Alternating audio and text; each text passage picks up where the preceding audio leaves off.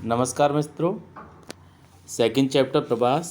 इस चैप्टर में आप पढ़ेंगे प्रवास के प्रकार, प्रवास के कारण और परिणाम। तो सबसे पहले देखिए, यहाँ से स्टार्टिंग है आपके एनसीईआरटी बुक में। छत्तीसगढ़ के भिलाई इस्पात संयंत्र में एक अभियंता के रूप में कार्य कर रहे राम बाबू का जन्म बिहार के भोजपुर जिले के एक छोटे से गांव में हुआ था। राम बाबू का जन्म बिहार में हुआ था। 12 वर्ष की आरंभिक आयु में माध्यमिक स्तर का अध्ययन पूरा करने के लिए वह निकटवर्ती कस्बे आरा में चला गया। वह अपनी अभियांत्रिकी की डिग्री के लिए झारखंड में स्थित सिंदरी गया और बाद में भिलाई में उसे नौकरी मिल गई, जहां वह पिछले 31 वर्षों से रह रहा है। उसके माता पिता अशिक्षित थे और उनकी आजीविका का एकमात्र स्रोत कृषि से होने वाली अल्प आय थी। उन्होंने अपना सारा जीवन उस गांव में गुजार दिया। तो इसमें आपको बताया गया है कि उनकी आय का स्रोत, आजीविका का जो स्रोत है, आजीविका का एकमात्र स्रोत क्या है? कृषि। राम बाबू के 3 बच्चे हैं, जिन्होंने अपनी माध्यमिक स्तर की शिक्षा भिलाई में प्राप्त की और फिर उच्चतर शिक्षा के लिए विभिन्न स्थानों पर गए। पहला बच्चा इलाहाबाद और मुंबई में पढ़ा और वर्तमान में दिल्ली में एक वैज्ञानिक के रूप में काम कर रहा है। दूसरे बच्चे, जो कि लड़की थी, दूसरे बच्चे ने अपनी उच्चतर शिक्षा भारत के विभिन्न विश्वविद्यालयों से ग्रहण की और वर्तमान में वह संयुक्त राज्य अमेरिका में काम कर रही है। तीसरी अपनी पढ़ाई पूरी कर शादी के बाद सूरत में बस गई। यह कहानी केवल राम बाबू और उनके बच्चों की नहीं है। ऐसे गमनागमन अधिक से अधिक वैश्विक प्रवृत्ति वाले बनते जा रहे हैं। लोग एक गांव से दूसरे गांव, गांव से शहरों, छोटे शहरों से बड़े शहरों और एक देश से दूसरे देश में जा रहे हैं। अपनी पुस्तक मानव भूगोल के मूल सिद्धांत में आप प्रवास की संकल्पना और परिभाषा को पहले से ही समझ चुके हैं। प्रवास दिक् और काल के संदर्भ में जनसंख्या के पुनर्वितरण का अभिन्न अंग और एक महत्वपूर्ण कारक है। इसमें यह आपको बताया गया है कि जो प्रवास है, प्रवास में क्या होता है? जनसंख्या का पुनर्वितरण होता है, रीडिस्ट्रीब्यूशन ऑफ पॉपुलेशन, जनसंख्या का पुनर्वितरण होता है। भारत देश में मध्य और पश्चिमी एशिया तथा दक्षिण पूर्वी एशिया से आने वाले प्रवासियों की तरंगों का साक्षी रहा है। वास्तव में भारत का इतिहास देश के विभिन्न भागों में प्रवासियों की तरंगों के एक के बाद एक आकर बसने का इतिहास है।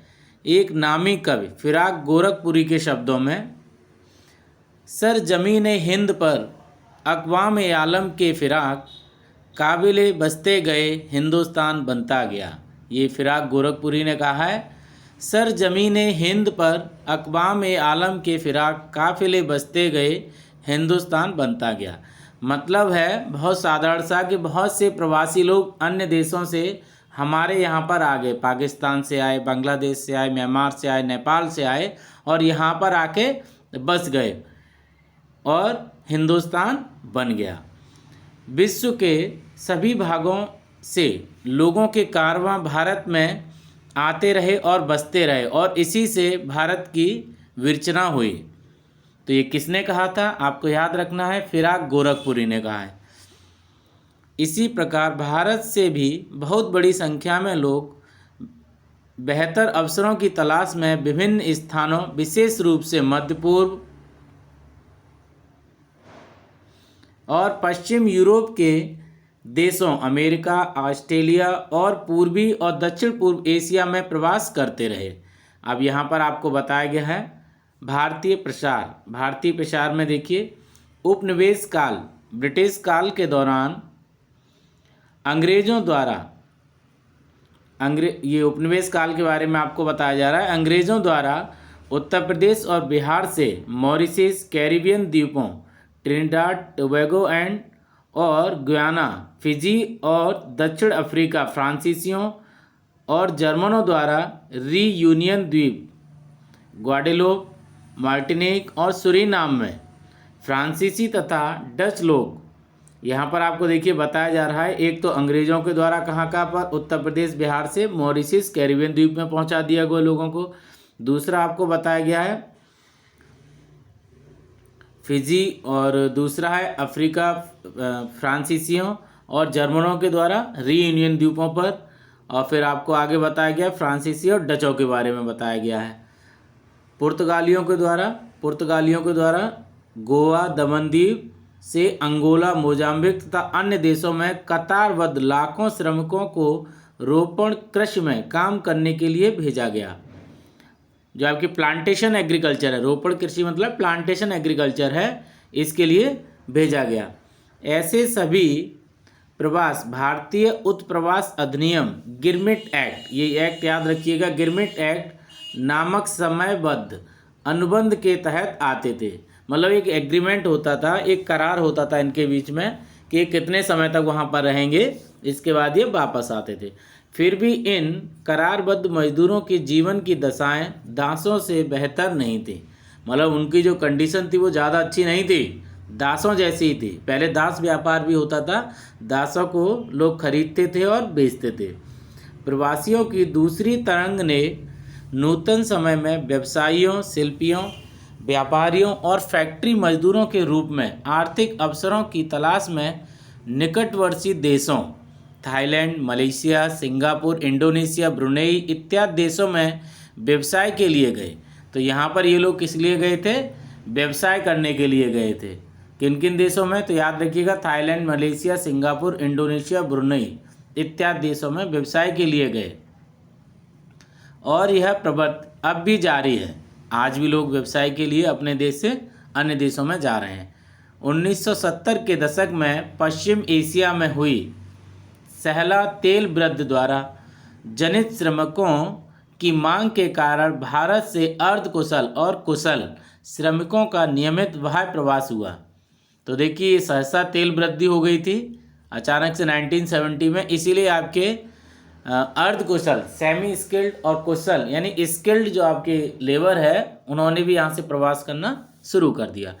कुछ बाह्य प्रवास उद्यमियों, भंडार मालिकों, व्यवसायियों का भी पश्चिम देशों में प्रवास हुआ। प्रवासियों की तीसरी तरंग, देखिए तीसरी लहर आई, उसमें क्या क्या हुआ? तीसरी तरंग में डॉक्टरों और आपके अभियंताओं मतलब इंजीनियर, सॉफ्टवेयर अभियंताओं, सॉफ्टवेयर इंजीनियर, प्रबंधन, परामर्शदाताओं, वित्तीय विशेषज्ञों, संचार माध्यम से जुड़े व्यक्तियों और 1980 के बाद अन्य समाविष्ट थे। तो देखिए 1960 में दे रखा है और 1980 के बाद दे दिया, इसमें अन्य और भी समाविष्ट थे, जिन्होंने संयुक्त राज्य America, Canada, United kingdom, Australia, New Zealand और जर्मनी इत्यादि में प्रवास किया। इन व्यवसायियों ने सर्वाधिक शिक्षित, उच्चतम अर्जन करने वाले और सफलतम समूहों में से एक होने की विशिष्टता का आनंद लिया। उदारीकरण के पश्चात, इसमें उदारीकरण टर्म दिया आपका लिबरलाइजेशन, उदारीकरण के पश्चात 90 के दशक में शिक्षा और ज्ञान आधारित भारतीय उत्प्रवासियों ने भारतीय प्रसार को विश्व के सर्वाधिक शक्तिशाली प्रसार में से एक बना दिया। इन सभी देशों में भारतीय प्रसार अपने अपने देशों के विकास में महत्वपूर्ण भूमिका निभा रहे हैं। तो यहाँ पर आपको तीनों बता दिए, तीनों लहर बताई गई हैं प्रवास से संबंधित। एक बार मैं फिर से आपको बता देता हूँ। इसमें देखिए, ये पहली थी आपकी, ये पहला प्रसार था, इसमें अंग्रेज आए थे उपनिवेश काल में, कॉलोनियल पीरियड की बात कही है। या उत्तर प्रदेश और बिहार से लोग मॉरिशस वगैरह यहाँ पे पहुँचा दिया गया मजदूरों के लिए, मतलब प्लांटेशन एग्रीकल्चर के लिए। पहला जो प्रवास हुआ वो किसके लिए हुआ? प्लांटेशन एग्रीकल्चर के लिए हुआ। ये था आपका, ये पहला है, ये पहला हो गया प्रवास। दूसरा देखिए, दूसरा आपका दिया है यहाँ पर, दूसरी लहर है ये दूसरी लहर आपकी यहाँ से शुरू हो जाएगी।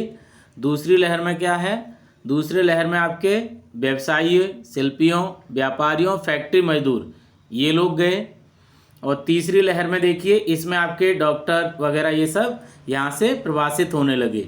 ये है आपकी तीसरी लहर है प्रवास की। तो इसको याद रखिएगा, 3 आपके यहाँ पर स्टेजेस बताई गई हैं किस तरीके से लोग यहाँ से गए हैं। अब इसके बाद अगली हेडिंग पर ध्यान देते हैं। अगली हेडिंग है आपकी प्रवास। प्रवास में देखिए, प्रवास, आप भारत में जनगणना से पहले ही परिचित हैं। आपको इससे पहले वाले चैप्टर में बताया गया था जनगणना कब से शुरू हुई थी और हर 10 साल बाद जनगणना होती है।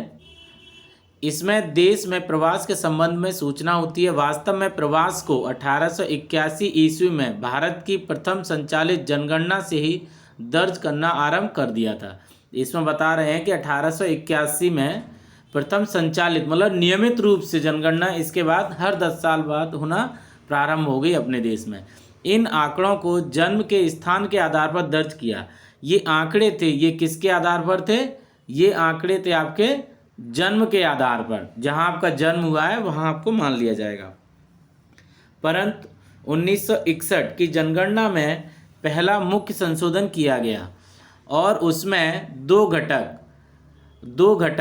अर्थात जन्म स्थान अर्थात गांव या नगर, और यदि अन्यत्र जन्मा है तो निवास की अवधि सम्मिलित किए गए। अब इसमें देखिए, पहली 1881 में हुई, 1881 में हुआ, तो इसमें क्या कहा गया? जन्म के स्थान पर, जहां पर आपका जन्म हुआ है उसको काउंट करेंगे इसमें। फिर 1961 में दूसरा इसमें अमेंडमेंट हुआ, कुछ सुधार हुआ इसमें। फर्स्ट अमेंडमेंट, पहला संशोधन हुआ जनगणना में, और इसमें दो घटक इन्होंने मान लिया। एक तो मान लिया आपका जन्म स्थान मान लिया, या फिर इसके अलावा किसी गांव या शहर में रह रहे हैं तो वहां पर निवास की अवधि कितने समय से वहां पर रह रहे हैं, तो इसमें दो घटक मान लिए गए। तो पहला हो गया 1881, सेकंड हो गया 1961।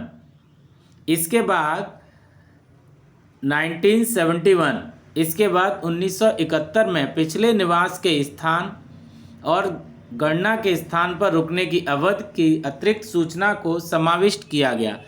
प्रवास के कारणों पर सूचना का समावेशन 1981 की जनगणना में किया गया। आप देखिए यहाँ पर आपके ये दिए हुए हैं। 1971 में देखिए पिछले निवास स्थान, मतलब पहले आप कहाँ रहते थे, इसको भी इसमें काउंट किया गया है और कितने समय वहाँ पर आप रुके हैं। और 1981 में देखिए इसमें क्या ऐड हुआ? प्रवास के कारणों पर सूचना का समावेश, सूचना इकट्ठी करना, इसके आधार पर जनगणनाओं में संशोधन किया गया। जनगणना में प्रवास पर निम्नलिखित प्रश्न पूछे जाते हैं। जैसे अगर कोई व्यक्ति माइग्रेट होकर एक जगह से दूसरी जगह जाता है तो उससे क्या क्या प्रश्न पूछे जा सकते हैं, वो देखिए आपको यहाँ बताए गए। क्या व्यक्ति इसी गांव या शहर में पैदा हुआ है? पहले उसके जन्म स्थान के बारे में पूछेंगे। यदि नहीं, मतलब नहीं वहाँ पैदा हुआ है, तब जन्म के स्थान, मतलब आप कहाँ के रहने वाले हैं, जन्म के स्थान की ग्रामीण नगरीय स्थित जिले और राज्य का नाम, और यदि भारत से बाहर का है तो जन्म के देश, इसमें जन्म के देश को भी शामिल किया गया। जन्म के देश के नाम की सूचना प्राप्त की जाती है। दूसरा प्रश्न क्या बनता है? क्या व्यक्ति इस गांव या शहर में कहीं और से आया है? व्यक्ति किसी भी गांव में या शहर में कहीं बाहर से आया है, यदि हाँ, तब निवास के पूर्व स्थान के स्तर, जिले और राज्य का नाम, पहले जहाँ आप रहते थे उस जिला और राज्य का नाम हो जाएगा, और भारत से बाहर का है तो उसको भी सम्मिलित कर लेंगे इसमें। इनके अतिरिक्त पिछले निवास स्थान से प्रवास के कारण और गणना के स्थान पर निवास की अवधि भी पूछी जाती है। देखिए ये भी महत्वपूर्ण है, क्या और पूछा जाएगा इसके अतिरिक्त? पिछले निवास स्थान से प्रवास के कारण, अगर कोई व्यक्ति गांव से शहर में गया तो उससे पूछा जाएगा आप शहर में क्यों आए हो, प्रवास का क्या कारण है, और गणना के स्थान पर निवास की अवधि, और ये भी पूछा जाएगा कि आप यहाँ शहर में आ गए हैं तो कितने समय से आप यहाँ पर रह रहे हैं, ये भी उनसे प्रश्न पूछा जाएगा। भारत की जनगणना में प्रवास की गणना दो आधारों पर की जाती है। प्रवास की जो गणना है उसके दो आधार हैं, तो दो कौन कौन से देखिए इसमें? जन्म का स्थान, दूसरा है निवास का स्थान। जन्म के स्थान में क्या हो जाएगा? यदि जन्म का स्थान गणना के स्थान से भिन्न है, अगर आपका जन्म हुआ है वो स्थान नहीं है जहां आपकी जनगणना में काउंटिंग हो रही है। अगर वो आपका स्थान दूसरा है तब क्या पूछा है, देखिए इसे जीवन पर्यंत प्रवासी के नाम से जाना जाता है। इसको माना जाएगा जीवन पर्यंत प्रवासी।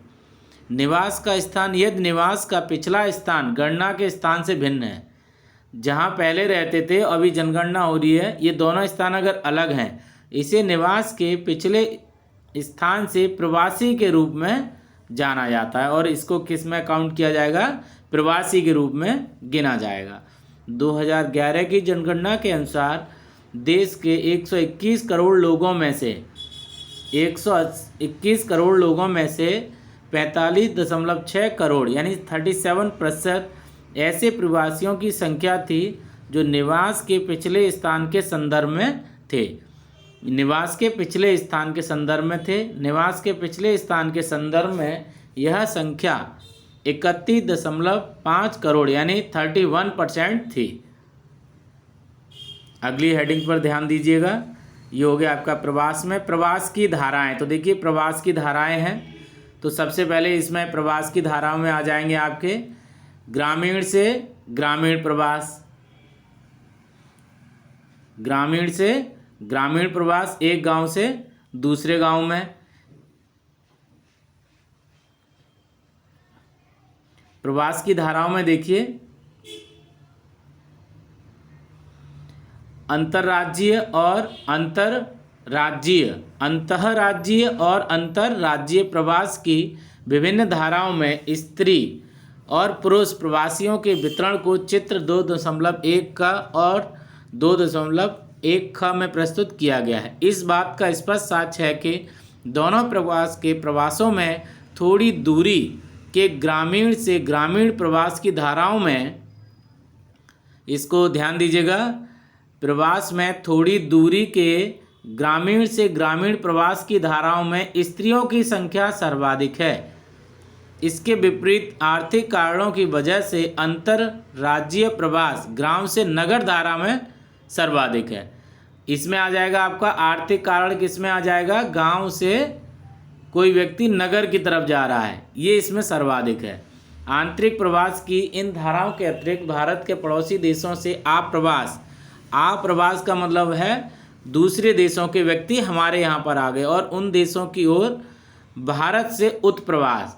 इसमें दो शब्द आते हैं, आप्रवास और उत्प्रवास। आप्रवास का मतलब है विदेशी लोग हमारे यहाँ पर आ जाएं, वो हो गया आप्रवास। मतलब आना, उत्प्रवास हमारे देश से अन्य देशों की तरफ पलायन करना, ये इसको कहेंगे हम उत्प्रवास, अपने देश से बाहर जाना। ये दोनों आपकी टेबल यहाँ पे दी गई हैं और इसमें आपको दिखाया गया है। ये है प्रवास की धाराएं। प्रवास की धाराओं में देखिए सबसे ज़्यादा ग्रामीण से ग्रामीण, यहाँ पर ये पहला दिया हुआ है।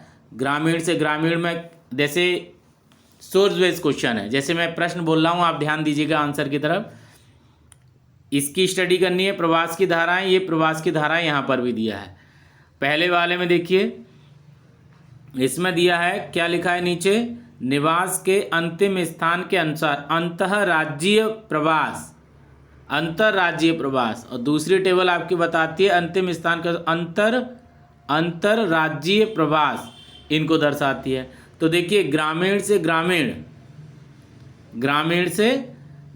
ये अंतर्राज्य मतलब एक ही राज्य के अंदर है आपकी, तो इसमें दिया होगा गांव से गांव में किसकी संख्या सर्वाधिक है, तो आप इंडेक्स देखिए, इसके अनुसार आपकी स्त्रियों की संख्या सर्वाधिक है। ग्रामीण से नगरी में आप देखेंगे, ग्रामीण से नगर की तरफ देखेंगे छोटे से स्थान पर, इसकी स्टडी से तो आपको पूछा जाएगा ग्रामीण से नगरी में किस में है, तो आप बता देंगे इसमें भी महिलाओं की संख्या है, और नगरी से ग्रामीण में भी और नगरी से नगरी में भी आपकी महिलाओं की संख्या सर्वाधिक है। यह है आपका अंतर्राज्यीय प्रवास। इसमें अवधि भी दे रखी है 0 से 9 वर्ष। दूसरा देखिए अंतर्राज्यीय में देखिए इसमें किसका स्थान है, तो यहाँ पर आप देखेंगे ग्रामीण से ग्रामीण, जो ग्रामीण से ग्रामीण दिया है केवल स्त्रियों की संख्या इसमें है, और फिर तीसरे वाले में देखिए नगरी से नगरी में भी है, और आपका नगरीय से नगरीय थर्ड वाले में भी है, लेकिन केवल ये ग्रामीण से नगर की तरफ प्रवास में नहीं दिया हुआ है। इसमें किसका स्थान है, पुरुषों का स्थान है, जो कि नौकरी के लिए गांव से शहर की तरफ पलायन करते हैं। ये जनगणना 2011 के आंकड़े थे आपके सामने, वही आपको बताया गया है। यहाँ पर परसेंटेज में समझाया गया है कौन कौन से प्रवासी किन किन देशों से आए। तो इनमें देखिए, जनगणना 2011 में अंकित है कि भारत में अन्य देशों से 50 लाख व्यक्तियों का प्रवास हुआ है। इनमें से 88.9% पड़ोसी देशों से आए हैं। कौन कौन से पड़ोसी देश? बांग्लादेश, नेपाल, इसके बाद पाकिस्तान प्रमुख देश हैं। यहाँ के लोग जो पड़ोसी हैं प्रवास करके अपने देश को छोड़कर हमारे देश में अर्थात भारत में बस गए। प्रवास में स्थानिक विभिन्नताएं, तो स्थानिक विभिन्नताओं में देखिए, मतलब किसी जगह पर ज़्यादा प्रवास होता है, किसी में कम होता है। महाराष्ट्र, दिल्ली, गुजरात, हरियाणा जैसे राज्य, उत्तर प्रदेश, बिहार, राजस्थान इत्यादि जैसे अन्य राज्यों से प्रवासियों को आकर्षित करते हैं। ये राज्य हैं आपके महाराष्ट्र, गुजरात, हरियाणा। ये किन को अट्रैक्ट करते हैं? किन देश राज्यों के? उत्तर प्रदेश, बिहार, राजस्थान के लोगों को अट्रैक्ट करते हैं। ठीक है, मतलब ये उत्तर प्रदेश, बिहार वाले लोग कहाँ जाते हैं प्रवास करके? महाराष्ट्र, दिल्ली, गुजरात और हरियाणा में जाके बस जाते हैं इत्यादि जैसे अन्य राज्यों से प्रवासियों को आकर्षित करते हैं। प्रवासियों में महाराष्ट्र का सूची में प्रथम स्थान है, मतलब सबसे ज़्यादा प्रवासी कहाँ पर आए? तो स्थान हो जाएगा आपका महाराष्ट्र का। इसके बाद दिल्ली, गुजरात और हरियाणा में आते हैं। दूसरी ओर उत्तर प्रदेश और बिहार वे राज्य हैं जहाँ से उत्प्रवासियों की संख्या सर्वाधिक है। तो देखिए, सर्वाधिक अप्रवासी, तो अप्रवासी में हो जाएगा आपका एक तरीके से महाराष्ट्र। प्रवासियों में सर्वाधिक स्थान है महाराष्ट्र का, और उत्प्रवास में सर्वाधिक स्थान किसका है? उत्तर प्रदेश और बिहार का। मतलब उत्तर प्रदेश और बिहार के लोग अपने जगह को छोड़कर महाराष्ट्र में जाके बस गए। तो जहाँ से गए हैं उसके लिए शब्द इस्तेमाल है यहाँ पर उत्प्रवास। इसको भूलना नहीं है, अच्छे से याद रखेंगे। प्रवास के कारण यहाँ पर आपको बताए गए हैं, प्रवास के कारण हैं। ये टेबल मैं बाद में आपको समझाता हूँ। चलिए टेबल ही पहले बता देता हूँ क्योंकि वो अगले पेज पर हेडिंग होगी। यहाँ पर आपको बताया गया है, बच्चों ध्यान से देखिए, भारत में सभी अवधियों में पड़ोसी देशों से पिछले निवास स्थान के अनुसार, हाँ ये अब ठीक है, भारत में सभी अवधियों में पड़ोसी देशों से, देखिए पड़ोसी देशों से पिछले निवास स्थान के अनुसार अप्रवासी, पड़ोसी देशों से हमारे यहाँ पर आए हैं अप्रवासी। उत्प्रवासी यहाँ से बाहर गए हैं। तो अप्रवासी में देखिए आप, अप्रवासियों की संख्या आप देख रहे हैं। सबसे पहले यहाँ पर कुल अप्रवासी कितने दिए हुए हैं? 53,63,000। पड़ोसी देशों से कितने प्रवास हैं आपके? 47,66,000। अफगानिस्तान सबसे ज़्यादा देखिए आप कहाँ से आए हैं? बांग्लादेश से आए हैं, 27 लाख आए हैं। इसके बाद दूसरे स्थान पर है आपका, दूसरे स्थान पर है पाकिस्तान, और तीसरे स्थान पर है बच्चों आपका नेपाल। तो सबसे ज़्यादा हमारे यहाँ पर प्रवासी किस देश से आए हैं? तो किस देश से आए हैं उसको आप बता दीजिएगा टेबल की स्टडी करके, आपके समझ में आ रहा होगा। वो देश है आपका बांग्लादेश। दूसरे स्थान पर कौन सा है? पाकिस्तान। टोटल कितने अंतर्राष्ट्रीय प्रवासी हैं? 53 लाख। पड़ोसी देशों के कितने हैं? पड़ोसी देश ध्यान रखिएगा, अंतर्राष्ट्रीय प्रवासी मतलब किसी और देश से भी आ सकते हैं इनके अलावा, जो ये देश दिए इनके अलावा। तो कुल अंतर्राष्ट्रीय प्रवास कितने हैं? 53 लाख। पड़ोसी देशों से कितने लोगों ने प्रवास किया? 47 लाख। इसको आप अच्छे से याद करना है, मतलब इस टेबल के अनुसार आपको आंसर देना है। और टेबल की स्टडी करके आप ये भी बता सकते हैं सबसे कम किस देश से प्रवासी हमारे यहाँ पर आए हैं, तो आप आंसर बता सकते हैं, इसका हो जाएगा अफगानिस्तान। इस तरीके के प्रश्न यहाँ से बनते हैं। चलिए अब आगे बढ़ते हैं इस चैप्टर में। ये न्यूज़पेपर की हेडिंग दी है जिसमें प्रवासियों के बारे में आपको समझाया गया है। अब मैं आपको यहाँ पर दिखाता हूँ। अगली हेडिंग है हमारी प्रवास से संबंधित। प्रवास के क्या क्या कारण हैं? तो देखिए प्रवास के यहाँ पर 2 कारण दिए हैं। प्रवास के 2 कारण दिए हैं। ये दिया ना, निवास को छोड़ देते हैं। निवास छोड़ने का मतलब है प्रवास के 2 कारण हैं। क्यों छोड़ देते हैं? तो इसके दो फैक्टर हैं, एक है प्रतिकर्ष कारक पुश फैक्टर यानी किसी भय वगैरह से स्थान को छोड़ देते हैं, दूसरा है अपकर्ष कारक यानी पुल फैक्टर जो हमें अट्रैक्ट करे और हम इस जगह को छोड़ के दूसरी जगह चले जाएं, जैसे नौकरी की तलाश में, तो ये पुल फैक्टर में हो जाएगा, ठीक है। और भय की वजह से स्थान को छोड़ जाएंगे पुश फैक्टर, मतलब आपको मजबूरी में छोड़ना पड़ा। भारत में लोग ग्रामीण से नगरीय क्षेत्रों में मुख्यतः गरीबी, कृषि भूमि पर जनसंख्या के अधिक दबाव, स्वास्थ्य सेवाओं, शिक्षा जैसी आधारभूत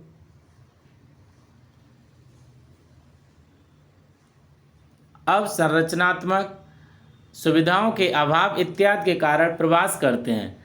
तो देखिए प्रवास यहाँ पर किस लिए करते हैं, तो आपको यहाँ बता दिया गया है, इनका अभाव है, स्वास्थ्य सेवाओं का अभाव है और गरीबी है, इस वजह से लोग प्रवास करते हैं। तो ये किस में आ जाएगा, पुश फैक्टर या पुल फैक्टर में? ये आपका आ जाएगा पुश फैक्टर में। क्यों? क्योंकि यहाँ पर एक शब्द दिया है, वो याद करिएगा, अभाव। अभाव में चले जाते हैं, तो अभाव में आपका आ जाएगा मतलब पुश फैक्टर।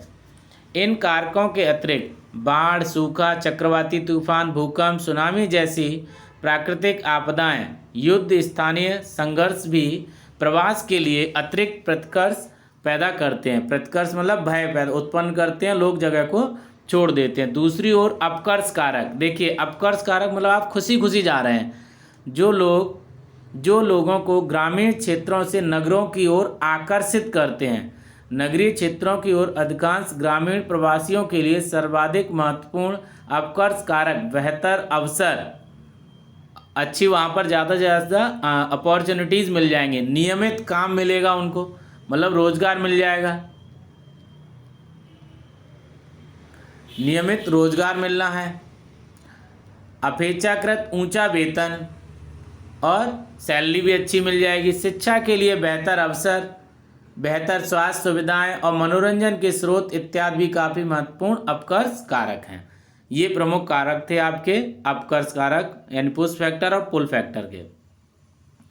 पुरुषों और स्त्रियों के प्रवास के कारणों का अलग अलग परीक्षण कीजिए। चित्रों के आधार पर जो चित्र दिए गए हैं देखा जा सकता है पुरुषों और स्त्रियों के लिए प्रवास के कारण भिन्न है। उदाहरण के तौर पर काम और रोजगार, उदाहरण के तौर पर देखिए यहाँ पर बताया गया है काम और रोजगार पुरुष प्रवास के मुख्य कारण 26% रहे हैं, जबकि यही कारण केवल स्त्रियों में रहा है। अगर रोजगार की तलाश में कहें तो स्त्रियों ने केवल 2.3% ही प्रवास किया है, पुरुषों ने काम और रोजगार की तलाश में कितना प्रतिशत किया है, 26% किया है।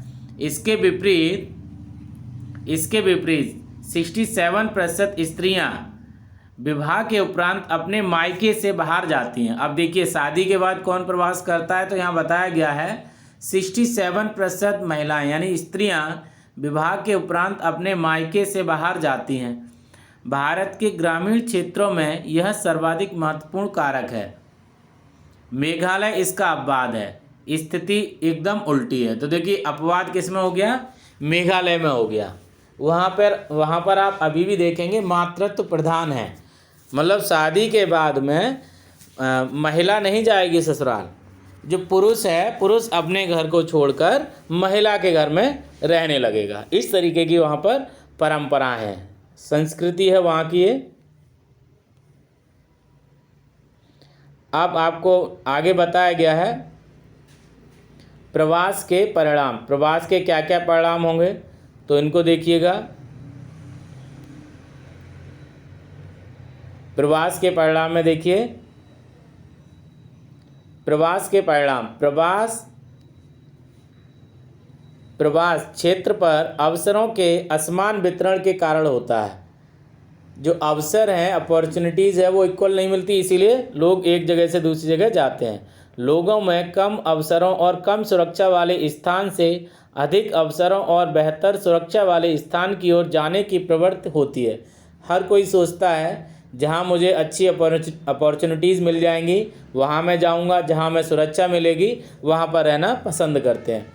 बदले में यह प्रवास के उद्गम और गंतव्य क्षेत्रों के लिए लाभ और हानि दोनों उत्पन्न करता है। परिणामों को अब यहाँ बता दिया, लाभ हानि दोनों ही हैं इसमें, है ना, नेगेटिव और पॉजिटिव कॉन्सिक्वेंसेज ऑफ माइग्रेशन। परिणामों को आर्थिक, सामाजिक, सांस्कृतिक, राजनीतिक और जनांकीय संदर्भों में देखा जा सकता है।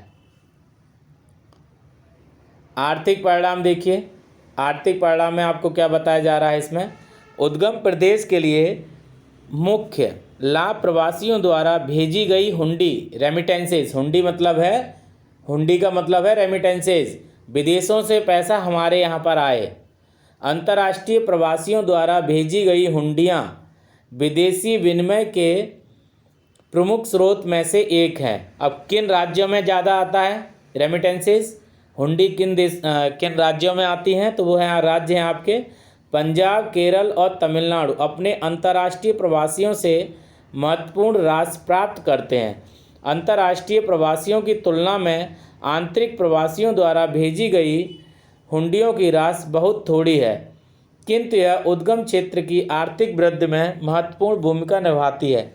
हुंडियों का प्रयोग मुख्यतः भोजन, मतलब इसका क्या काम है, जब पैसा आ गया तो जैसे विदेश में है, कोई बच्चा रह रहा है यूएसए में रह रहा है, वहाँ से पैसा अपने भारत में भेजा, पंजाब भेज दिया, मान लो पंजाब में रह रहे हैं, तो पंजाब में पैसा आ गया, वो क्या करेंगे, उस पैसे का क्या करेंगे, जो पंजाब में व्यक्ति रह रहे हैं उनके परिवार वाले, वो क्या करेंगे, हुंडियों का प्रयोग मुख्यतः भोजन, ऋणों की अदायगी, किसी से पैसा लिया है वो चुकाना है, उपचार, विवाहों, बच्चों की शिक्षा, कृषि निवेश, गृह निर्माण इत्यादि के लिए करेंगे।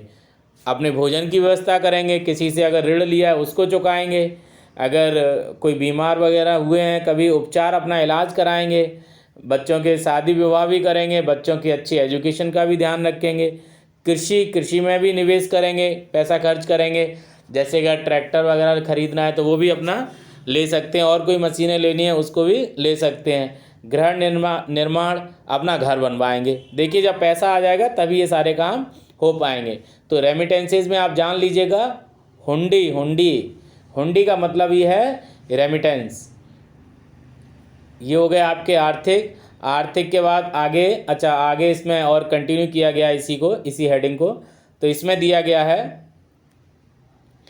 बिहार, उत्तर प्रदेश, उड़ीसा, आंध्र प्रदेश, हिमाचल प्रदेश इत्यादि के हजारों निर्धन गांवों की अर्थव्यवस्था के लिए ये हुंडियाँ जीवनदायक रक्त का काम करती हैं। बिल्कुल करती हैं, विदेशों से पैसा आता है।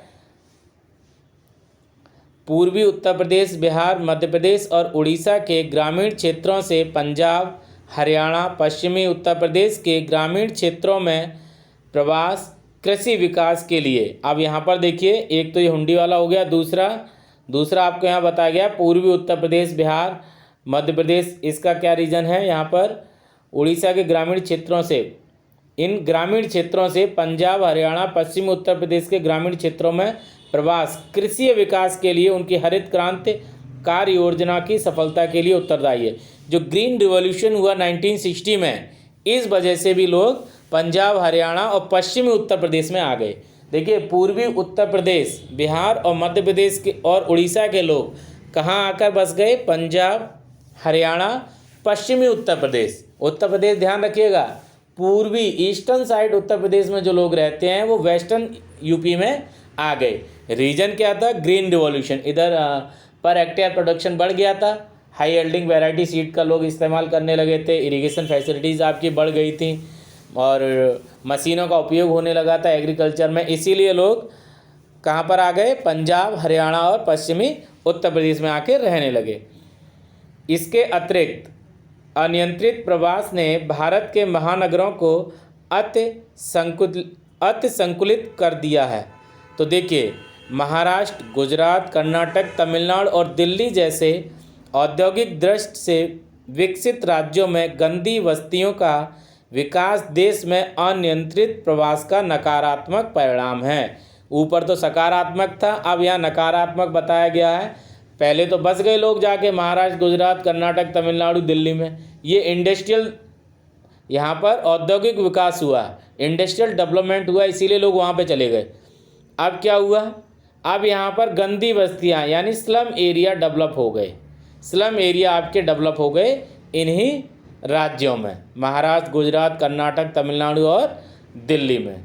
तो नेगेटिव और पॉजिटिव ये दोनों हो गए, इसको अच्छे से याद कर लीजिएगा। प्रवास के परिणाम में आर्थिक में पॉजिटिव में हो जाएगा रेमिटेंसेस आने लगे उनके पास, और नेगेटिव में आपका हो जाएगा इसमें स्लम एरिया डेवलप हो गए। इसके बाद आइए जनांकिकी परिणाम। जनांकिकी परिणाम में देखिए जनसंख्या पर क्या असर पड़ा। तो जनसंख्या पे क्या असर पड़ेगा, जहाँ से जाएंगे वहाँ कम हो जाएगी और जहाँ पे जाके बस जाएंगे वहाँ जनसंख्या बढ़ जाएगी। तो जनांकिकी परिणाम, प्रवास से देश के अंदर जनसंख्या का पुनर्वितरण होता है।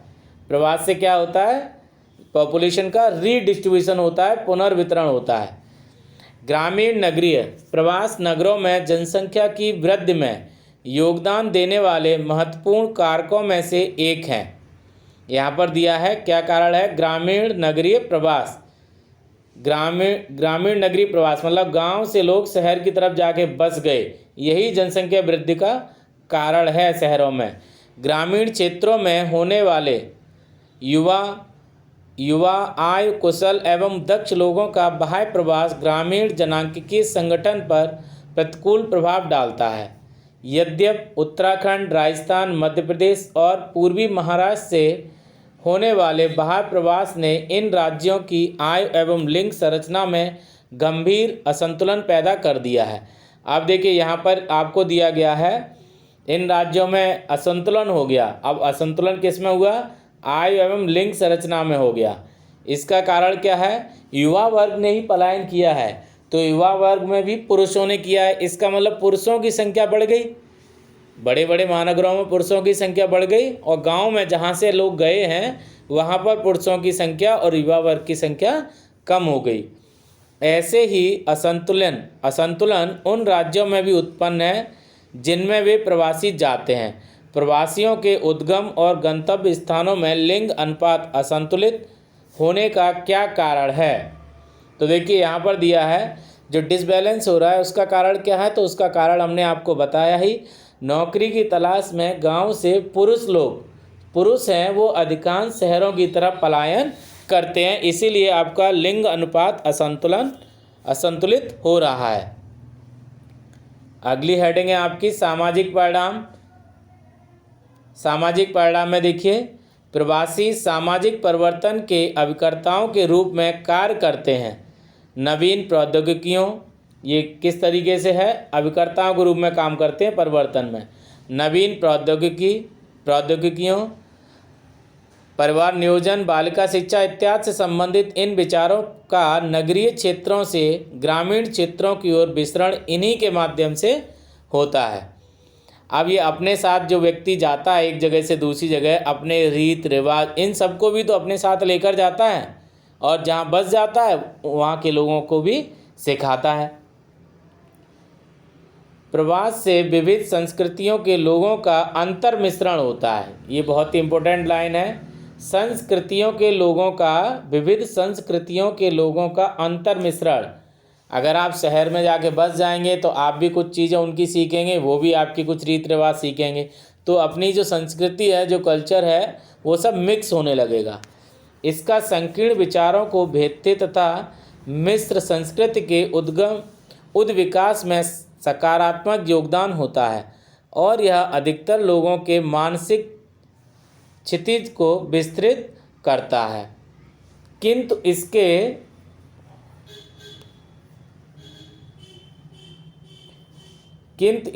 इसके गुमनामी जैसे गंभीर नकारात्मक परिणाम भी होते हैं जो व्यक्तियों में सामाजिक निर्बाध और खिन्नता की भावना भर देते हैं। खिन्नता की सतत भावना लोगों को अपराध और औषध दुरुपयोग जैसी असामाजिक क्रियाओं के पास में फंसने के लिए अब प्रेरित कर देती हैं।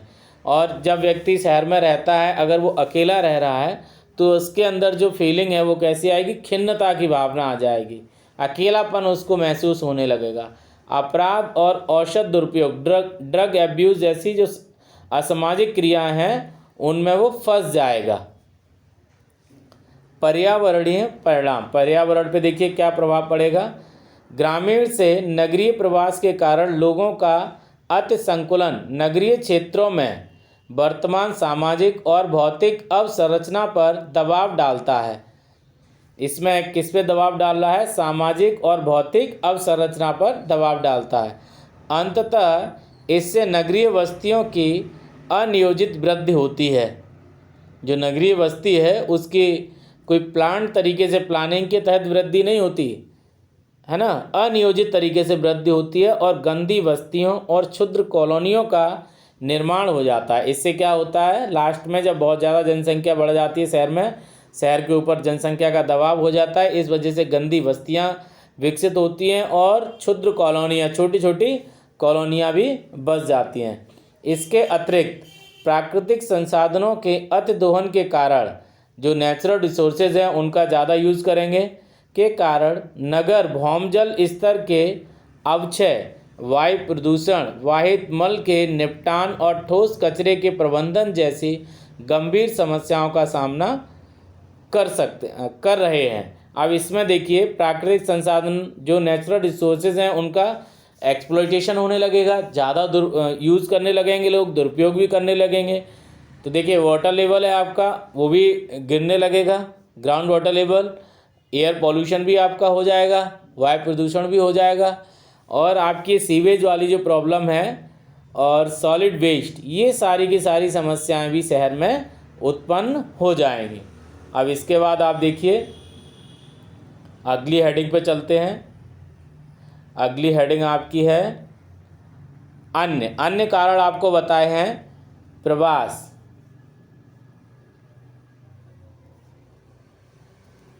विवाहजन्य प्रवास को छोड़कर भी स्त्रियों के जीवन स्तर को प्रत्यक्ष या परोक्ष रूप से प्रभावित करता है।